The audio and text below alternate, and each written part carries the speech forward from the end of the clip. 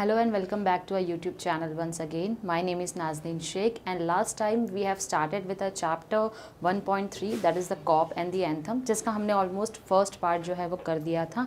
Now we will move ahead with the second part of the same chapter. यहाँ पर हमने पढ़ा था एक बड़े ही इंटरेस्टिंग से कैरेक्टर के बारे में जिसका नाम है सोपी, जिसका एक ड्रीम होता है विंटर आइलैंड में जाना एंड उसके लिए विंटर आइलैंड का मतलब होता है जेल में जाना. Because it was a very cold and chilling weather. उसको लगता था कि अगर मुझे कहीं जाना चाहिए जहाँ मुझे फ्री का खाना मिले और रहने मिले तो मुझे जेल चले जाना चाहिए. इसीलिए वो कुछ ऐसे काम करता था जिससे कि वो पकड़ा जाए और वो जेल चले जाए. लेकिन उसने जितना भी ट्राई किया वो हर बार क्या हुआ, अनसक्सेसफुल ही रहा है. तो काफ़ी वो अपसेट हो जाता है इस बात से कि पुलिस वालों को लगता है कि मैं कोई बहुत बड़ा किंग हूँ जो कभी कुछ गुनाह नहीं कर सकता, गलती नहीं कर सकता हूँ, इसलिए शायद मुझे कोई पकड़ के नहीं लेकर जा रहा है. तो अब देखते हैं उसके बाद आगे क्या होता है. At length, Soapy reached one of the avenues to the east where the glitter and turmoil was but faint. He dragged himself toward Madison Square, for the homing instinct survives even when the home is a park bench. So basically जो हमने story start की थी जहाँ पर वो एक garden में एक बेंच के ऊपर सोता था, तो अब क्या बोल रहा है कि जब वो इतना ज़्यादा अपसेट हो गया कि पुलिस उसको पकड़कर नहीं लेकर जा रही है, वो अपने मिशन में अनसक्सेसफुल हो गया है 5 टाइम्स, तो उसने क्या सोच लिया, अब उसने सोच लिया कि चलो अब मैं अपने घर की तरफ बढ़ जाता हूँ जो कि वो पार्क बेंच है जहाँ मैं जाकर सोता था. But on an unusually quiet corner Soapy came to a standstill. अब वो एक जब जा रहा था अपने घर की तरफ तो वह ऐसे रास्ते पर चला गया जहाँ पर वो जाकर रुक गया, एक कॉर्नर पे जहाँ पर जाकर वो स्टैंड स्टिल का मतलब होता है वहाँ पर जाकर वो रुक गया. Here was an old church. अब वहाँ पर एक पुराना चर्च था. जिस रास्ते की तरफ वो बढ़ रहा था उस रास्ते की तरफ एक पुराना चर्च था. क्वेंट का मतलब होता है आपका ओल्ड फैशन, बहुत ही पुरानी दिखने वाली जो बिल्डिंग होती है वो. And rambling and gabled. Rambling का मतलब होता है स्प्रेडिंग और विंडिंग, यानी कि वहाँ पर जो है वो हवाएं चल रही थी, बहुत ही पुराना सा चर्च था. एंड गैबल्ड, गैबल्ड का मतलब होता है जो ट्राइंगुलर शेप में छत होती है, इसे हम कहते हैं गैबल्ड. Through one violet-stained window, a soft light glowed where no doubt the organist loitered.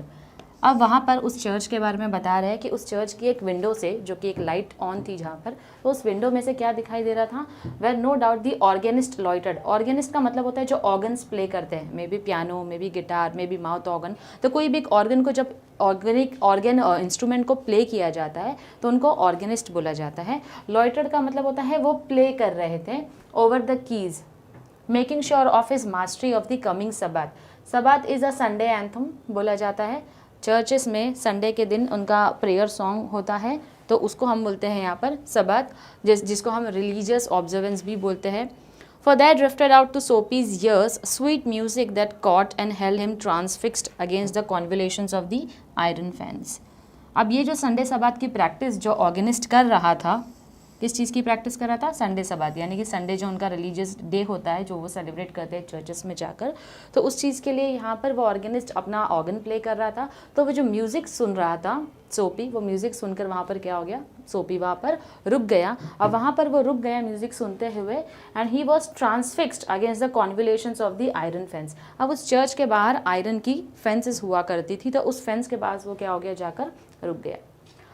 अब वहाँ का एटमॉस्फेयर के बारे में बता रहे कैसा एटमॉस्फेयर था. The moon was about full and radiant. अब वहाँ पर जो है, यहाँ पर पीछे एक मून था, it was full and radiant का मतलब होता है काफ़ी ज़्यादा वो शाइन कर रहा था.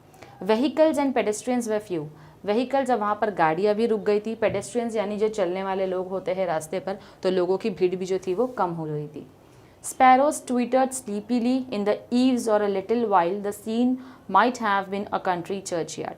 अब यहाँ पर बोल रहे हैं कि लोगों की भी भीड़ कम हो गई है, व्हीकल्स भी कम हो गए. इसी के साथ साथ जो चिड़िया है, जो पंछी हैं, उनके बारे में बता रहे कि वो भी अपने घोंसले में जा चुके हैं सोने के लिए. And the anthem that the organist played cemented Soapy to the iron fence. Cemented का मतलब होता है वहाँ पर वो जो ऑर्गेनिस्ट प्ले कर रहा था उस ऑर्गन को, वो सुनकर, उसकी म्यूजिक सुनकर सोपी को वहाँ पर सीमेंट कर दिया, यानी स्टक कर दिया, वहाँ पर वो रुक चुका था. For he had known it well in the days when his life contained such things as mothers and roses and ambitions and friends and immaculate thoughts and callers. So basically यहाँ पर सोपी जो है वो हमको बताने की कोशिश कर रहा है कि जब वो म्यूज़िक सुन रहा है तो म्यूज़िक सुनते सुनते वो किसी सोच में डूब चुका था. क्या थी वो सोच उसकी, जब वो अपने लाइफ के बारे में सोच रहा था, जब उसके पास उसकी मम्मी हुआ करती थी, रोजेस को लेकर वो आता था चर्च में. एंड एम्बिशियस एंड फ्रेंड्स, यानी कि उसके भी लाइफ में एम्बिशंस हुआ करते थे। उसका कभी ऐसा ड्रीम नहीं था बहुत पहले से कि मुझे जेल में ही जाना है। लाइफ में कुछ सिचुएशंस ऐसी आ गई उसके जब उसने सोच लिया कि अब मुझे उस विंटर आइलैंड में जाना है, लेकिन बचपन से ऐसा उसका कोई ड्रीम नहीं था। वो भी लाइफ में काफ़ी ज़्यादा एम्बिशियस हुआ करता था, उसके फ्रेंड्स हुआ करते थे। And immaculate thoughts and collars, immaculate का मतलब दिया यहाँ पर परफेक्टली क्लीन एंड टाइडी, जब उसकी सोच भी काफ़ी ज़्यादा अच्छी हुआ करती थी क्योंकि वो अपने लाइफ में कुछ एम्बिशन रखकर चलता था। The conjunction of Soapy's receptive state of mind, receptive का मतलब होता है यहाँ पर ओपन। अब जो कुछ भी वो सोच रहा था अपने पास्ट के बारे में और अपनी प्रेजेंट लाइफ के बारे में, तो वो दोनों लाइफ को जो जोड़ रहा था उसे हम कंजंक्शन कहेंगे। Conjunction of Sophie's receptive state of mind and the influences about the old church brought a sudden and a wonderful change in his soul. अब ये जो अपने पास्ट और प्रेजेंट के बारे में सोच रहा था तो उसकी सोल में, यानी कि उसके अंदर एक काफ़ी बड़ा चेंज आया, उसके थॉट प्रोसेस में कुछ एक चेंज आ गया। He viewed with rising horror the pit into which he had tumbled. अब यहाँ पर पिट का मतलब होता है एक गड्ढे में, यानी लाइफ के एक ऐसे गड्ढे में आकर उसने अपने आप को गिरा दिया है जहाँ से उसको लग रहा है बाहर आना बहुत ही मुश्किल हो गया था। उसने अपने आप को डिग्रेड कर दिया था, गिरा दिया था। अनवर्दी डिज़ायर्स, किसी तरीके की कोई इच्छा नहीं थी उसको जीने की, लाइफ में कुछ करने की इच्छा जो है वो नहीं थी। डेड होप्स, सारी उम्मीदें उसकी मर चुकी थी।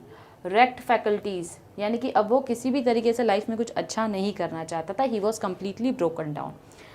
And base motives that made up his existence, और जो उसका जीने का जो मेन बेस था, जो मोटिव था, वो ही ख़त्म हो चुका था उसकी लाइफ में।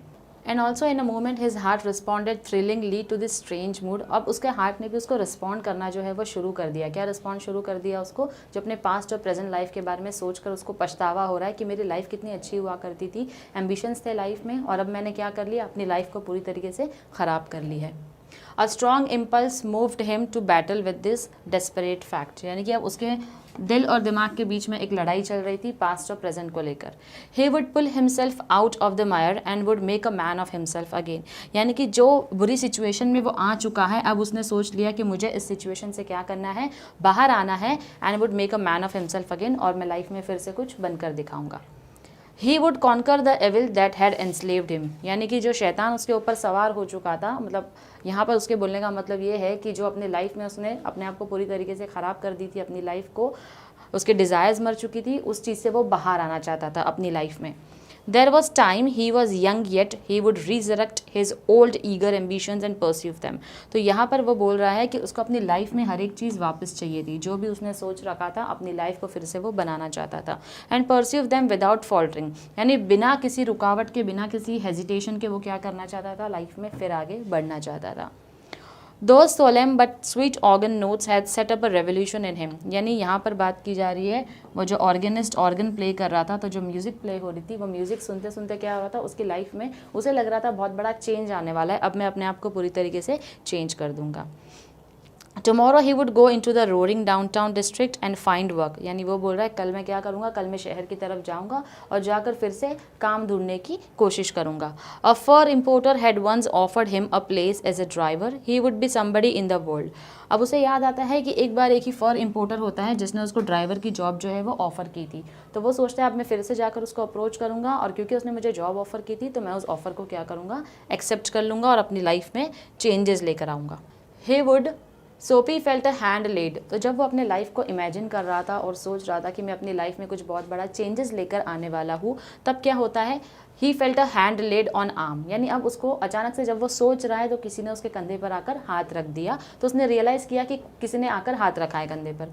He looked quickly around into the impassive force of a policeman, तो जब वो पलट कर देखता है तो कौन है, एक पुलिसमैन जो है वहाँ पर खड़ा है।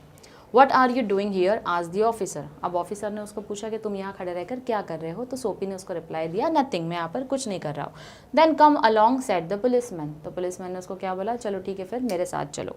3 months on the island said the magistrate in the police court the next morning, तो इस तरीके से यहाँ पर एंड में एक ट्विस्ट आ गया जब उसने अपनी लाइफ में एक न्यू रेवोल्यूशन लेकर आने की सोचा, चेंज लेकर आने की सोचा कि अब मैं ऐसी लाइफ नहीं जीऊँगा, मैं अभी लाइफ में कोई ना कोई अपना मकसद रखूँगा और उसको हासिल करने की भी कोशिश करूँगा। तो वहाँ पर क्या होता है, पुलिस वाला क्योंकि उसको ऐसे ही बिना मतलब के घूमता हुआ देखता है तो उसको पकड़ कर लेकर जाता है, और जो उसका ड्रीम था विंटर आइलैंड में जाना, वहाँ जाकर उसको क्या हो जाता है, 3 months की जेल हो जाती है। तो that was the end of our chapter 1.3।